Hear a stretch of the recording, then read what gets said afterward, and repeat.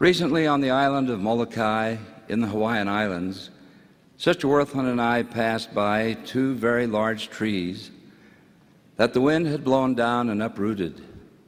These huge trees had extremely shallow roots. I wondered if they would have survived the winds and storms if their roots had been deeper. Relatively mild gusts of wind blow some trees down. Graceful palm trees, for example, are lovely to look at, but will not stand up in a heavy wind because they're not well anchored. Contrast this with giant oak trees that have deep root systems that can extend 2.5 times their height.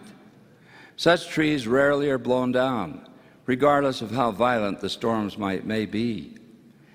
Faithful members of the church should be like oak trees and should extend deep roots into the fertile soil of the fundamental principles of the gospel.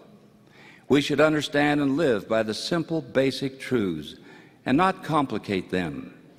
Our foundation should be solid and deep-rooted so we can withstand the winds of temptation, false doctrine, adversity, and the onslaught of the adversary without being swayed or uprooted. Members whose roots are only at the surface of the gospel need to sink them deeper until they reach the bedrock below the soft topsoil. Spiritual nourishment is just as important as a balanced diet to keep us strong and healthy.